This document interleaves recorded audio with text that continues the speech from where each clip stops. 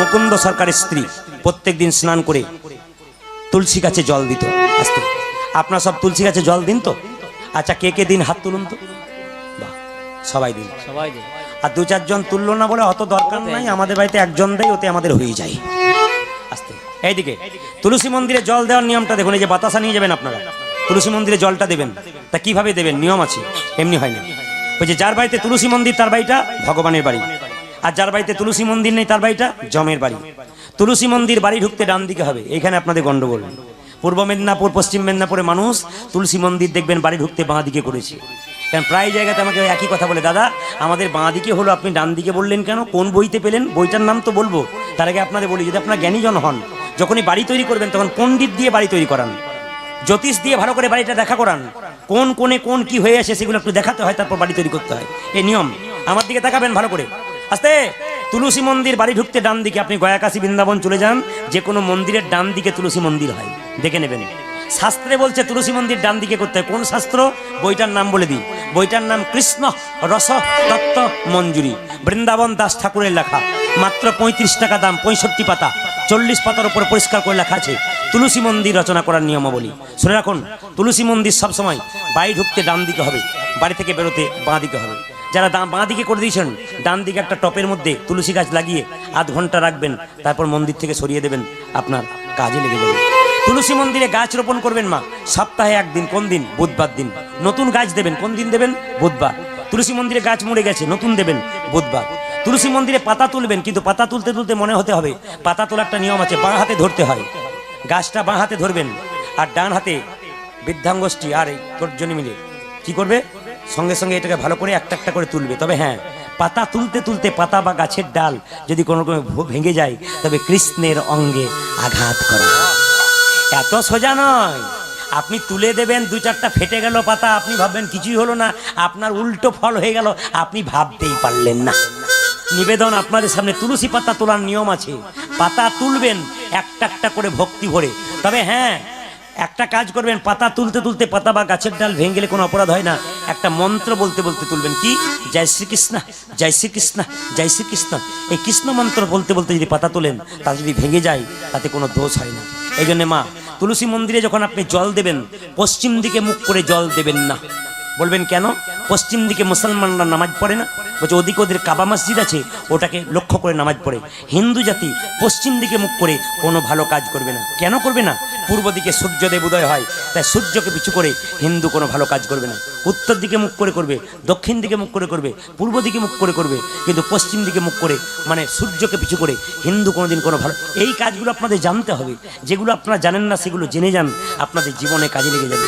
যেগুলো ধ্বংস হয়ে আছে সেগুলোকে জানতে হবে। হ্যাঁ, তুলসী মন্দিরে জল দেবেন, যে কাপড়টা পরে কীর্তন শুনতে এসছেন সেই কাপড়টা পরে জল দিলে হবে না। একটা লাল পেরে সাদা শাড়ি কিনবেন সদবা মায়েদের জন্য।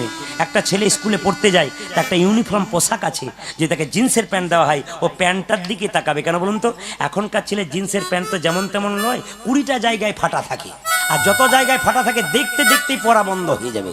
ওই জন্য দেখুন, প্যান্টটা এমনভাবে তৈরি করেছে, জামাটা এমনভাবে তৈরি করেছে স্কুলে, যেন যে প্যান্ট জামার দিকে নজর না যায়, তার পড়াশোনার দিকে নজর যায়। ওই জন্য মন্দিরে যাবেন লাল পেরে সাদা শাড়ি পরে, আপনার ভক্তিটা আপনা আপনি জন্মাবে। পোশাকের উপরে ভক্তি জন্মায়, আচারের উপর ভক্তি জন্মায়, বিচারের উপরে ভক্তি জন্মায়। এই জন্য সদবা মায়েদের জন্য এইটা, বিধবা মায়েদের জন্য যে কাপড় পরে আছেন সেই কাপড়ে। দাদা ভাইয়েরা, বাবারা ধুতি পরে কোঁচা করে, কিংবা গামছা পরে কোঁচা করে, শুকনো কাপড় পরে, ভিজে কাপড়ে নয়। কিন্তু অনেকে ভিজে কাপড়ে জল দেয়, শাস্ত্র কোনো জায়গায় বলে নাই যে ভিজে কাপড়ে জল দিতে হয়। শাস্ত্র পরিষ্কার করে বলেছে স্নান করে পবিত্র হয়ে শুকনো কাপড়ে গলায় কাপড় দিয়ে জল দিতে হয়। জলটা দেওয়ার পরে 3 বার মন্দিরটা প্রদক্ষিণ করবেন এবং হরে কৃষ্ণ নামটা 3 বার ঘুরতে ঘুরতে করবেন, আপনার লাভ হয়ে যাবে। ওই যে যার বাড়িতে তুলসী মন্দিরে গাছটা খুব ঝাঁক দিয়ে উঠেছে, তার বাড়ি কিন্তু সুখ আসছে। আর যার বাড়িতে বিরাট বড় বাড়ি কিন্তু তুলসী গাছটা ছাগলে ছিঁড়ে খাচ্ছে, ভগবান বলছে দিয়ে ধন দেখে মন, তোর কেড়ে নিতে কতক্ষণ। আমি তোকে দেবো কিন্তু কেড়ে নিতে কতক্ষণ তুই দেখবি। ওই জন্য মায়েরা, তুলসী গাছ একটা লাগাতে নেই। তুলসী গাছ কটা লাগাতে হয়? 2টো। একটা সাদা তুলসী, একটা কৃষ্ণ তুলসী। একটা রাধা তুলসী, একটা কৃষ্ণ তুলসী। বৃন্দাবন কাকে বলে? যার বাড়িতে তুলসীর বাগান তার বাড়িতে বৃন্দাবন। যার বাড়িতে শ্রীমদ্ ভাগবত গীতা তার তার বাড়িতে বৃন্দাবন, যার বাড়িতে হরিনাম সংকীর্তন তার বাড়িটা বৃন্দাবন, যার বাড়িতে সাধুগুরু বৈষ্ণবের আগমন তার বাড়িটা বৃন্দাবন। এই বাড়িটাকে আপনি বৃন্দাবন তৈরি করতে পারেন, এই বৃন্দাবন তৈরি করতে পারলে ওই বৃন্দাবনে যাবার দরকার নেই। তবে শুনে রাখুন, যে বৃন্দাবনে আপনারা যান, হরে কৃষ্ণ, যে বৃন্দাবনে আপনারা যান সেই বৃন্দাবন গেলে দেখবেন তেঁতুল গাছে তেঁতুল পাকে না। প্রশ্ন করবেন তেঁতুল গাছে তেঁতুল পাকে না কেন, বলে দিই আপনাদের। তেঁতুল গাছে তেঁতুল পাকে না কেন মা? একদিন রাধারানী বৃন্দাবনে গোবিন্দের কাছে রাসলীলায় যাচ্ছে, যেতে যেতে একটা পাকা তেঁতুলের ছুটিতে রাধারানীর পাটা পিছলে গেছে, পায়ের নুপুরে রাধারানীর আঘাত হয়ে গেছে। চিৎকার করে রাধারানী বলল, রে তেঁতুল গাছ তো ছুটিতে পড়ে আমার পা পিছলে গেল, পায়ে আঘাত পড়লো, গোবিন্দের কাছে যেতে বাধা হলো, অভিশাপ দিলাম আজ থেকে তেঁতুল গাছে তেঁতুল পাকবে না, পাকবে না, পাকবে না। ওই জন্য বৃন্দাবনে দেখবেন মা তেঁতুল গাছে তেঁতুল পাকে না, কিন্তু কাঁচা তেঁতুলই খুব মিষ্টি হয়। তবে বৃন্দাবনে যে গাছটার নিচে রাধারানী পড়ে গিয়েছিল সেই গাছের নিচে গিয়ে কেউ যদি একাদশী পালন করতে পারেন, এখন আর গাছটা নেই, পড়ে গেছে, বেদি করা আছে, যদি সেই গাছের নিচে গিয়ে একাদশী পালন করতে পারেন তবে আপনার পালন করতে পারেন, গোবিন্দের কৃপা হয়ে যায়। আপনারা কে কে একাদশী পালন করেন হাত তুলুন তো। বাহ! আর যারা হাত তোলেন নাই তারা করেন নাই, বলছে বাবা যা খিদের জোর, করবো কোথা থেকে। এইদিকে একটা মুসলমানের ছোট্ট ছেলে তার মাকে বলে, মা আমি রোজা রাখবো। মা বলে, আল্লাহ তোর বরকত করবে বাবা, রোজা রাখ। আর হিন্দু ছেলে তার মাকে বলে, মা ফল খেয়েছো? বলে হ্যাঁ। আমিও ফল খাবো, কেন? আজ ভাত খাবো না, একাদশী করবো। সঙ্গে সঙ্গে মা কানে ধরে বলে, ডাক্তারবাবু বলেছে না খালি পেটে থাকতে না, মরবি, বুড়ো বয়সে করবি। আমরাই কিন্তু আমাদের ধ্বংসের পথটা আমরাই বেছে নিচ্ছি। এই জন্য মায়ের কাছ থেকে আচার শেখায়, আপনার বাচ্চা যদি বলে একাদশী করবো, ওকে নামিয়ে দিন ওই পথে। কেন? অনেকে বলে বুড়ো বয়সে করব, আরে তখন বাঁচার সুযোগ তুই পাবি তবে তো, তার আগে যদি নিতাই গৌর হরিবোল হয়ে যাস। ওই জন্য যাবার আগে কিছু ভালো কর্ম করে যেতে হয়। একাদশী পালন 12 মাসে কটা হয়? 24টা, নাকি? যদি না পারেন তাহলে কটা করবেন? 4টা। কি কি গুনে রাখুন? শয়ন, উত্থান, পার্শ্ব, মোরা, তার মধ্যে ভীমে ছোড়া, বুড়োর 14, বুড়ির 8, এই নিয়ে কালকাট। তাও যদি না পারিস তাহলে ভগার খালি ডুবে মরে। আপনাদের মনে হচ্ছে জানা আছে নাকি? অন্য জায়গায় বলে কি বললেন কবিতার মতো, কিছু বুঝলাম না, ভেঙে দিন। আমি ভেঙে দিচ্ছি। কি মা? শয়ন একাদশী করবেন, উত্থান একাদশী, পার্শ্ব একাদশী, ভৈম একাদশী, 4টা একাদশী করবেন। না পারলে 2টো করবেন। আহা, না পারলে এই কাজটা করবেন। বুড়োর 14, বুড়োর 14 মানে শিব চতুর্দশী। আচ্ছা, শিব চতুর্দশী বললে কি হয় মা? আই বুড়ো মেয়েরা শিব চতুর্দশীর দিনে বাবার মাথায় কি করে? জল ঢালে। কিন্তু কেন ঢালে? ভালো স্বামী পাবার জন্য, বৈষ্ণব স্বামী পাওয়ার জন্য। সত্যি কি আজকালকার মেয়েরা ভালো স্বামী পাবার জন্য জল দেয়? আমার বাড়ির পাশে শিব মন্দির, মেয়েরা জল দিচ্ছে, আমার ভাইজি হয়। জিজ্ঞাসা করলাম, জল দিলি? হ্যাঁ কাকু দিয়ে এলাম। কি বললি? মা বলল দিয়ে দিবি। বললাম কি কারণে দিলি? বলছে মা বলল বৈষ্ণব স্বামী পাবার জন্য। তা তুই কি বৈষ্ণব স্বামী পেতে চাস? না সেটা বলতে পারছি না। তো বলছে কীরকম স্বামী পেতে চাস? তখন বললো ওই যে সেই দেখবেন যে চুলগুলো কাটেনি, দেখবেন এইখানটা কেটেছে, মাঝখানটা আছে, ওই চুলটার নাম কি বলুন তো? হানি সিংয়ের চুল আছে না? আমাদের এলাকাতে এরকম এরকম বাচ্চাগুলোকে তার বাবা নিয়ে যাচ্ছে কোথায়? চুল কাটাতে, নাপিতের কাছে। শোনো, 25, 30, 35 যা লাগে ছেলেকে আমার হানি সিং করে দাও। আমি নাপিতকে বললাম, ভাই তুমি এক কাজ করো। আর হানি সিংকে দেখা পেলে বলতাম, ভাই চুলগুলো গোটাটাই চাঁচলে ওপরটা রাখলে কেন? গোটাটাই তুমি চাঁচো, দেখো তোমার দিকে গোটাই চাঁচবে, এতে কি হবে? সবাই মহাপ্রভুর দলে পড়ে যাবে। যদি চাঁচতে পারে, ও বেটা এইটুকু চেয়েছে আর এইটুকু চাচ্ছে না, চাঁচলে তো কাজ হয়ে যেত। হ্যাঁ, তাহলে হানি সিংটা অন্যরকম জায়গায় দাঁড়াতে পারছে না কি বাবা?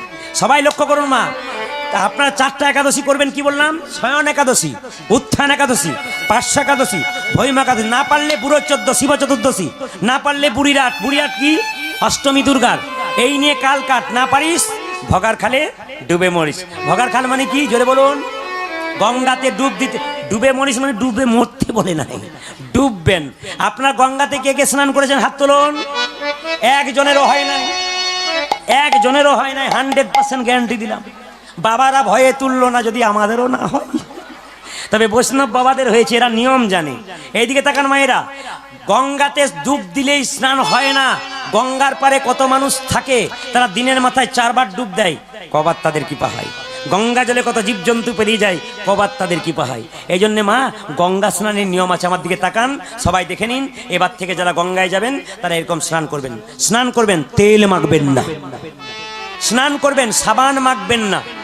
স্নান করবেন, প্রথমে গঙ্গার পাড়ে যাবেন, মা গঙ্গাকে প্রথমে কি করবেন? দর্শন, মানে কি মাকে ভালো করে দেখবেন। তারপরে কি করবেন? প্রণাম। তারপরে কি? শ্রবণ। তারপরে কি? স্পর্শন। তারপরে কি? চুম্বন। তারপরে কি? শিরে ধারণ। তারপরে কি? আলিঙ্গন। তারপরে কি? স্নান। কয়জন করেছেন হাত তুলুন। একজনেরও হয় না। মনে মনে ভাবছে ভাগ্যে আপনি এসেছিলেন, নইলে আবার আমাদের বেকার যেত, এবার থেকে আর বেকার যাবে না। এইদিকে তাকান, কি বললাম আবার দেখে নিন। মা গঙ্গার পাড়ে যাবেন, পাড়ে দাঁড়াবেন, মা গঙ্গাকে কি করবেন? প্রথমে দর্শন, দেখবেন। তেল সাবান মাখবেন তো নাকি? মাখবেন না, তেল সাবান মাখবেন না, দর্শন। তারপরে কি? প্রণাম। তারপরে কি? শ্রবণ। তারপরে কি? জলটাকে হাতে নিয়ে স্পর্শন। তারপরে কি? চুম্বন। তারপরে কি? শিরে ধারণ। তারপরে কি? আলিঙ্গন। তারপরে কি? স্নান। এটা নিয়ম।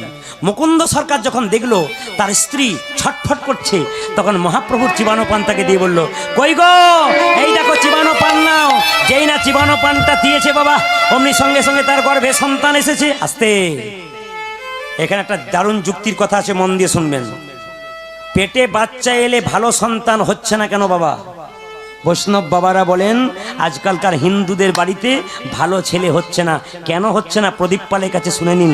ভালো ছেলে আপনাদের হবে, ভালো মা নাই, ভালো মা নাই, ভালো বাবা নাই। বাবা হলো বীজ, মা হলো ক্ষেত্র। বীজ ক্ষেত্র যদি ভালো হয়, ফল তো ভালো হবে। বীজ ভালো নাই, ক্ষেত্র ভালো নাই, ফসল ভালো হবে না। প্রমাণ দেখুন। ঈশ্বরচন্দ্র বিদ্যাসাগরের মা খালের মা নয়, বিলের মা নয়, সে কিসের মা? বিদ্যাসাগরের মা। এমনি মা হয় নাই। কেন? এই দিকে তাকাবেন। বিদ্যাসাগর মহাশয় তার মায়ের জন্য একটি কাপড় এনে দিয়েছিল, শাল এনে দিয়েছিল। মা, ঠান্ডায় কষ্ট পাচ্ছ, শালটা গায়ে নিও। মা নেয় নাই। কোথায় রেখেছিল? বাক্সের ভেতরে। আমরা পড়েছি স্কুলে। কিছুদিন পর বললো, মা তুমি শালটা নিচ্ছ না কেন? কি করে নেবো বাবা? বলে কেন? হাজার মা পাড়াতে রয়েছে, কষ্টে থরথর থরথর করে কাঁপছে ঠান্ডায়, আমি তোর মা হয়ে কেমন করে নেবো? তুই যদি শাল এনে তাদেরকে দিতে পারিস, সেদিন আমি শাল গ্রহণ করব। শুধুই কি বিদ্যাসাগরের মা হয়েছিল বাবা? খালের মা নয়, বিলের মা নয়, মায়ের মতো মা হলে, মমতাময়ী মা হলে, সেই মায়ের সন্তান তো ভালো হয়। অনুকূল ঠাকুর বললেন, উড়োজাহাজ ওপরে উড়ে বেড়ায়, যেখানে প্ল্যাটফর্ম থাকে সেখানে নামে, আজে বাজে জায়গায় নামে না। মহাপুরুষের আত্মা চারিদিকে ঘুরে বেড়াচ্ছে, ভালো প্ল্যাটফর্ম পাচ্ছে না, ভালো মায়ের পেট পাচ্ছে না, নামবে কোথায়? এই জন্য আজকালকার যুগে মহাপুরুষের জীবন নাই, আর মহাপুরুষের জন্ম নাই। তবে হ্যাঁ, পেটে বাচ্চা থাকলে 3টে নিয়ম করবেন, ভালো সন্তান পাবেন। কি কি? প্রথম হচ্ছে, পেটে বাচ্চা থাকলে সেই মাকে প্রত্যেক দিন স্নান করে মন্দিরে প্রণাম করতে হয়। দ্বিতীয় কি? 1 ঘটি করে জল নিয়ে তুলসী মন্দিরে দিতে হয়। তৃতীয় কি? শ্রীমদ্ ভাগবত গীতার 2-4 লাইন করে পড়তে হয়। এই 3টে কাজ করবেন, গ্যারান্টি দিচ্ছে বৈষ্ণব সমাজ আপনার ভালো বাচ্চা হবে। কিন্তু এখন একটা ফ্যাশন কি হয়েছে বলুন তো? আগেকার মেয়েদের দেখবেন 7টা করে বাচ্চা হতো মায়েদের, দেখবেন ডাক্তারের মুখ দেখে নাই, তাই মাতেই সেরে দিয়েছে। আর এখন দেখবেন, কিছু মনে করবেন না, পেটে বাচ্চা, এখানে ডাক্তারবাবু রয়েছে তো ওনার জন্য বলিনি, আমাদের দিকের জন্য বলছি। মানে ওইখানকার আমাদের ডাক্তার, আর শুনে রাখুন, যখন মেয়েকে দেখাতে গেল তখন ডাক্তার বলল, এই যে একবার 5 মাসে, একবার 7 মাসে, একবার 9 মাসে, LICর মতো লাইন করে নিল। 3 বারে গেলে 3-3-900 ওর কাছ থেকে পাবো। এইদিকে তাকান। তারপর তো এরকম চেক আপ আছে। লক্ষ্য করুন, ডাক্তার বলল, মা তোমার কোনো চিন্তা নাই, তুমি বাড়ি যাও। বলে যাবো? বলে হ্যাঁ। ওষুধ খাবো? বলে হ্যাঁ। তুমি কোনো কাজ করো না, বিছানাতে শুয়ে থাকবে, ঘাড়ে 2টো বালিশ, পায়ে 2টো বালিশ। কাজ করবে কি? কেন তোমার শাশুড়ি মা নয়, ও তো চাকরানি, ও তো তোমার সেবা করবে, তোমার চিন্তা কি? বলছে, বাবা আমি যদি বিছানাতে শুয়ে থাকবো, পেটের বাচ্চাটা মোটা হবে, তখন আমার ক্ষতি হবে না? বলে, বাচ্চা মোটা হবে, সিজার করবো আমি, টাকা হবে আমার, তোমার যা হবে হবে। কি? এবার দেখুন, লক্ষ্য করুন, মেয়েটি কি করলো? মা, ভালো কথা, যুক্তি আছে। মেয়েটি কি করলো? পেটে বাচ্চা, ঘাড়ে 2টো বালিশ, পায়ে 2টো বালিশ নিয়ে টিভিতে রিমোট দিয়ে কি করলো? সিরিয়াল দেখতে লাগলো। এবার লক্ষ্য করুন, বাচ্চাটি যখন জন্ম নিল, তখন দেখবেন বাচ্চা জন্ম নিয়ে এদিক ওদিক তাকাচ্ছে। মা বলছে, বাবারে কলিযুগে ছেলে, কি চাকানি, কি চাউনি। আসলে তা নয়, ও রিমোট খুঁজে খুঁজে বেড়াচ্ছে। কেন বলুন তো? পেটে বাচ্চা থাকলে মা যা খায় বাচ্চা তা খায়, মা যা দেখে বাচ্চা তা দেখে, মা যা শোনে বাচ্চা তা শোনে। মায়ের আচার বাচ্চার উপর প্রভাবিত হয়। এই জন্যে মা সেই সময় যা করবে তাই হবে। পেটে বাচ্চা থাকাকালীন, বৈষ্ণবরা কিছু মনে করবেন না, পেটে বাচ্চা থাকা আমাদের ওখানকার মেয়েরা বাবাকে হ্যালো করে বলে বাবা, বাপি, বলে কি, অমুকের দোকান থেকে 1 কেজি খাসি এনে দিল বাবা, খেয়ে নিল মেয়ে, ছেলেটা জন্ম নিল, ছাগলের মতোই হলো। দেখতে ছাগলের মতো নয়, স্বভাবটা ছাগলের মতো। 7 মাস বয়সে পেটে বাচ্চা থাকলে নিরামিষ খেতে হয় কেন? দেখবেন সাদ খাওয়াতে যাওয়া হয়, নিয়ম নয়। সাদ খাওয়াতে কেন যাওয়া হয়? তত্ত্ব আছে এর মধ্যে। কেন সাদ খাওয়াতে যাবেন? পেটে বাচ্চা থাকাকালীন মেয়েরা সাদ খায় কেন? সাদ খাওয়া মানে এই, 7 মাস বয়সে পেটে বাচ্চা থাকাকালীন সেদিন কৃষ্ণ ভগবান গর্ভের মধ্যে প্রত্যেকটি বাচ্চাকে দেখা দেয়, ওই জন্য সেই দিন নিরামিষ খেতে হয়। 7 মাস বয়সে নিরামিষ খেতে হয়, বাচ্চাগুলো অবশ্যই সুস্থ বাচ্চা হয়। কিন্তু এখনকার মেয়েরা 7 মাস বয়সে পেটে বাচ্চা থাকলে কোথায় গিয়ে দাঁড়ায়? বিকালবেলায় ফুচকার দোকানে গিয়ে দাঁড়ায়। আর যে যত ফুচকা খায় তার তত ফচকে ছেলের জন্ম হয়। এই জন্যে সমাজটা নষ্ট হয়ে যাচ্ছে। আসুন সবাই মিলে একটু হাততালি দিয়ে আমার সঙ্গে গেয়ে নিন, আনন্দ করে, যাতে আমাদের সমাজ সুন্দর হয়। এই সমাজ সংস্কারের কথাগুলো শুনবেন। হাততালি দিয়ে হাত উঠিয়ে কৃষ্ণ বলি, কৃষ্ণ বলে বাহু তুলে বাহু তোলে, চলো রে মন। চলো রে মন। আমরা 7 জন বর্ধমান থেকে এমএ করেছিলাম, ইংরেজিতে বিএড করেছি। 6 জন স্কুলের শিক্ষক, আমি কিন্তু নই। আমার প্রফেসর বললেন, প্রদীপ ইংরেজিতে এমএ করলি, বিএড করলি, এতদূর পড়াশোনা করলি, শিক্ষক হতে পারতিস।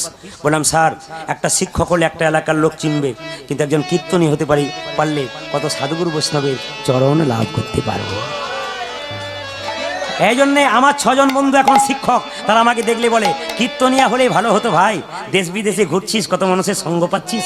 আমার বাবা হসপিটালের ডাক্তার, তিনি বললেন কীর্তন করে কোনো লাভ নেই, কোনো ভবিষ্যৎ নেই, কোনো ফিউচার নেই, এমএ পাস করো, শিক্ষক হও, এটা আমি দেখতে চাই।